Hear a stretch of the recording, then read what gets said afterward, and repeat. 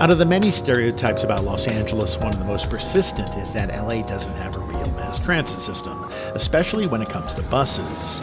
But go to any busy LA bus stop and you'll see how wrong that is. Or just talk to UCLA transportation expert Madeline Rosen.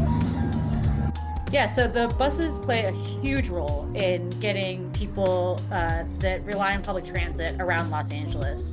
Los Angeles now has the third largest transit ridership in the United States, and the vast majority of that ridership is on our bus system. The buses go many more places than our rail system does, carries more passengers, and it's just really the backbone, and probably more bones than that, of our transit system.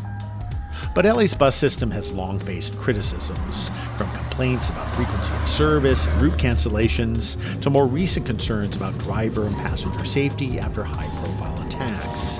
And now another big issue has emerged, the often substandard quality of LA's bus stops.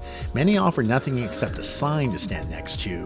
Other stops have benches, but no shelters or canopies to provide protection from the elements and to offer safety lighting at night.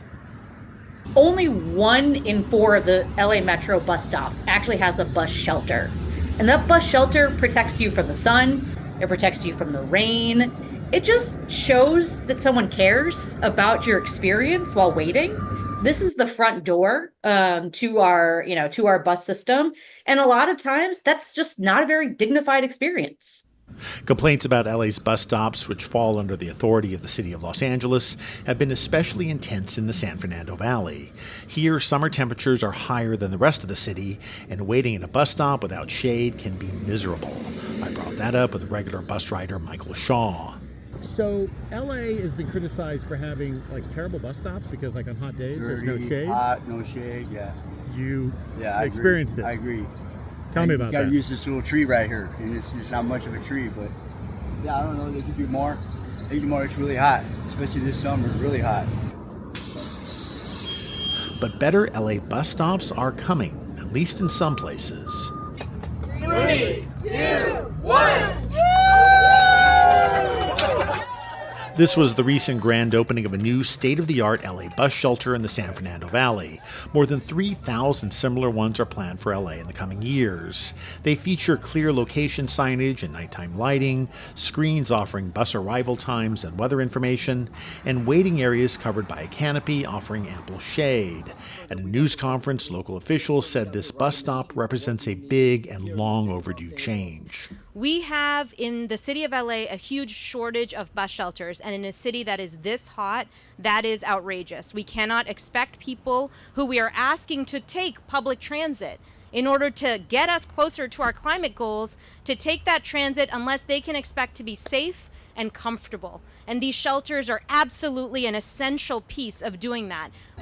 LA's partner in creating these new stops is the mobility and advertising joint venture Tranzito-Vector. Revenue earned from ads Tranzito-Vector places at stops will fund LA's sidewalk and transit amenities program. But past deals between an advertising company and LA have failed to create as many bus shelters and improvements as promised. Madeline Rosen says the city has few choices. There's not a dedicated pot of money at the federal, state, or regional or local issue to pay for bus stops. So then as a way to, have a revenue source, cities turn to advertising. Just the way a lot of the companies actually that maintain and operate and sell bus shelters are actually outdoor advertising companies. By and large, those are the people who are actually in this space, because to them a bus shelter is actually just a billboard on the sidewalk. Meanwhile, there are bigger ambitions for LA's new bus stops, like adding more digital tech, e-scooter docks, and delivery lockers, so they can also be used as gig economy centers. Gene O is the CEO of Tranzito-Vector.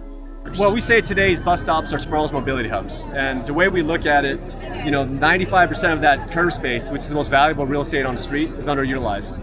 So if we can bring in Ubers and Lyfts and delivery services to use the same curb space, it all of a sudden activates these bus stops in totally different ways.